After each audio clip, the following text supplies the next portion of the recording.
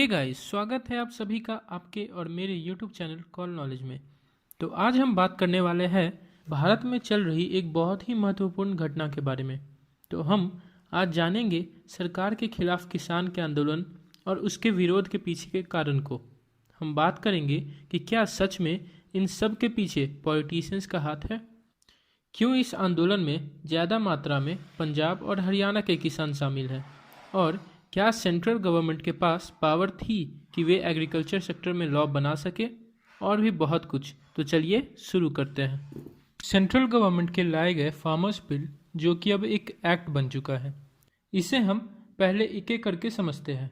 तो सबसे पहले बात करते हैं पहले एक्ट के बारे में, the farmers empowerment and protection agreement on price assurance and farm service act 2020।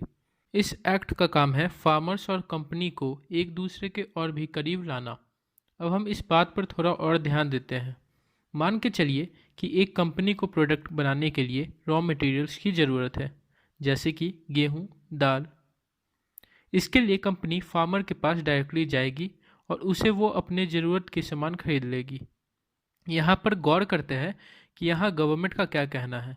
जैसे मान के चलिए कि एक कंपनी को जब कोई सामान खरीदनी होगी तो वो बेस्ट क्वालिटी की तरफ जाएगी, जिसके लिए वो फार्मर्स को कुछ इनपुट जैसे कि फर्टिलाइजर जैसे चीज़ और उसके प्रोडक्ट को पहुंचाने के लिए ट्रांसपोर्ट फैसिलिटी वगैरह देगी, जो सुनने में अच्छा लग रहा है।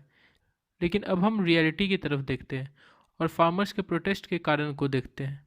आप गौर करिए एक बात कि अगर एक कंपनी कोई डील करता है तो वो एक लीगल प्रोसेस के थ्रू जाती है, जैसे कि लीगल एग्रीमेंट के थ्रू। उसके पास लीगल एडवाइज़र होते हैं और वो अपने हिसाब से एग्रीमेंट बनवाएगी।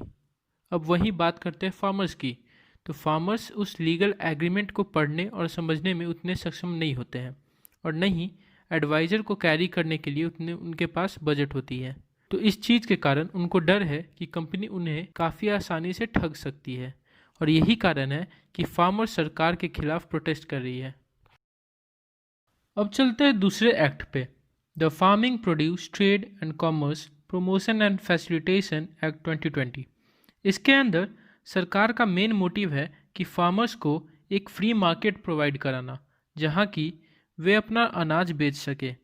अब हम इसे और बढ़िया से समझते हैं। अभी तक क्या होता आ रहा था कि फार्मर्स अपने सामान को मंडी या फिर एपीएमसी यार्ड में ही खरीदते और बेचते, जो कि स्टेट गवर्नमेंट के अंदर काम करता था। लेकिन इस बिल के आने के बाद फार्मर्स पे कोई रिस्ट्रिक्शन नहीं रहेगा कि वो अपना सामान कहाँ बेचना चाहते हैं, या तो अपने स्टेट में या फिर स्टेट के बाहर। अगर आप मीडिया की माने तो उनका कहना है कि ये प्रोटेस्ट अपोजिशन के भड़काने के कारण हो रहा है, और साथ ही साथ इसमें मेनली पंजाब और हरियाणा के फार्मर्स शामिल है। इसका जवाब आपको मैं इस 3 बिलों को समझाने के बाद बताऊंगा। अब वापस आते हैं इस दूसरे बिल के ऊपर। तो जैसे कि आप अब तक जाने कि दूसरे बिल से कैसे फार्मर्स ट्रेडर्स के और करीब आएंगे, अब हम बात करते हैं कि इस बिल में दिक्कत क्या है और फार्मर्स को एमएसपी छिन जाने का डर क्यों है। तो जैसे कि एक बार फार्मर्स अपना सामान मंडी से बाहर बेचना शुरू कर देंगे, वैसे ही वे अपना एमएसपी का हक धीरे धीरे खोना शुरू कर देंगे, जो कि एक कंडीशन है।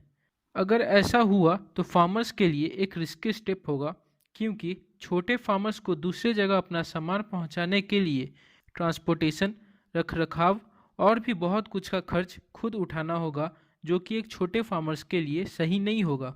और जैसे ही एक बार फार्मर्स अपना सामान खुद से बेचना शुरू कर देंगे, वैसे ही सरकार इस एग्रीकल्चर सेक्टर से पीछे हट जाएगी और सरकार सब्सिडी देने से भी बचेगी।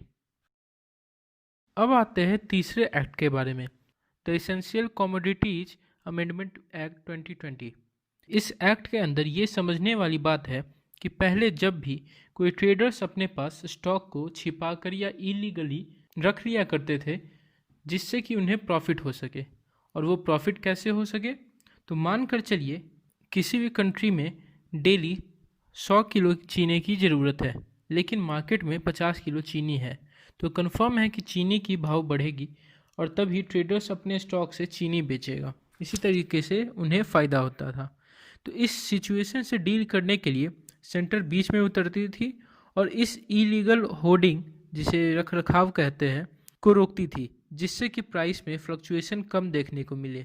लेकिन इस एक्ट के आने के बाद सेंटर अपने पांव इस मामले से पीछे खींच रही है और फार्मर्स को कुछ कंडीशंस और परसेंटेज तक स्टॉक रखने को अलाउ कर रही है, जिससे कि डायरेक्टली फार्मर्स को फ़ायदा होगा। लेकिन यहाँ पर हमारे और आपके जैसे लोगों को थोड़ी दिक्कत हो सकती है। तो ये रही गवर्नमेंट की तरफ से लाई तीनों एक्ट और इससे फार्मर्स और आम जनता को क्या तकलीफ है उसके बारे में। अब हम बात करते हैं कुछ सवालों और उनके जवाबों की। पहला सवाल है कि क्या स्टेट पॉलिटिक्स जैसे कि पंजाब और हरियाणा इस प्रोटेस्ट में शामिल है? तो इसका जवाब है हाँ। लेकिन क्यों? इसका जवाब जानने के पहले हम जानते हैं कि क्या सेंट्रल गवर्नमेंट के पास पावर है एग्रीकल्चर सेक्टर में चेंज करने की। तो आपको बताता चलूँ कि इंडिया में डिफरेंट सेक्टर को 3 लिस्ट में बांटा गया है, और वो है सेंटर, स्टेट और कंकरेंट लिस्ट। और ये हम शेड्यूल 7 में पढ़ते हैं। इसमें एग्रीकल्चर को स्टेट लिस्ट में रखा गया है, यानी कि किसी भी स्टेट की एग्रीकल्चर उसी स्टेट के पावर में आती है। लेकिन आर्टिकल 249 के अंदर हम ये भी पढ़ते हैं, भले ही कोई एंट्री स्टेट लिस्ट का पार्ट हो, लेकिन अगर नेशनल इंटरेस्ट की बात हो तो सेंटर के पास पावर है उस सेक्टर में लॉ बनाने की। अब हम बात करते हैं अपने क्वेश्चन की। तो जैसा हम अभी जाने कि एग्रीकल्चर स्टेट लिस्ट में आती है और उससे होने वाली प्रॉफिट स्टेट्स को मिलती है, जिससे कोई भी स्टेट गवर्नमेंट अपने स्टेट के ऊपर ज़्यादा ध्यान देती है। और इसी कारण से पंजाब और हरियाणा जैसे स्टेट्स इसमें थोड़े ज़्यादा आक्रामक प्रदर्शन कर रही है। साथ ही साथ पंजाब में कुछ महीने बाद इलेक्शन भी है, तो इस कारण से वहाँ के पॉलिटिशियंस और अपोजिशन इसमें अपना फ़ायदा ढूंढ रही है। तो अब हम आते हैं इस पूरे एक्ट और इससे होने वाली फार्मर प्रोटेस्ट के बारे में और उसके सॉल्यूशन के ऊपर। तो अगर हम फार्मर्स की बात करें तो वे सेंटर की लाए तीनों बिल में से सबसे ज़्यादा पहले बिल से ज़्यादा नाराज़ हैं, क्योंकि उन्हें डर है कि कहीं इस बिल के आने के बाद एपीएमसी ना ख़त्म हो जाए और कहीं वे बड़े कंपनी के लीगल एग्रीमेंट के चक्कर में फंस ना जाए। तो यहाँ पर मेरा मानना है कि सरकार की तरफ से किसी को सामने आकर फार्मर से बात करनी होगी और जितनी जल्दी हो सके उन्हें इस एक्ट को चेंज करके बिल पेश करनी होगी। तो ये था आज का हमारा कंप्लीट डिस्कशन। अगर आपको ये वीडियो पसंद आई हो तो चैनल को सब्सक्राइब और लाइक जरूर से जरूर करिएगा, और साथ ही साथ इस वीडियो को अपने दोस्तों के साथ भी जरूर शेयर करिएगा। आप मुझे कमेंट करके बताइए कि आपको ये वीडियो कैसी लगी और आपको और क्या लगता है इस टॉपिक पर, कमेंट करके जरूर बताइएगा। मिलते हैं आपसे नेक्स्ट वीडियो में, तब तक के लिए टाटा बाय बाय।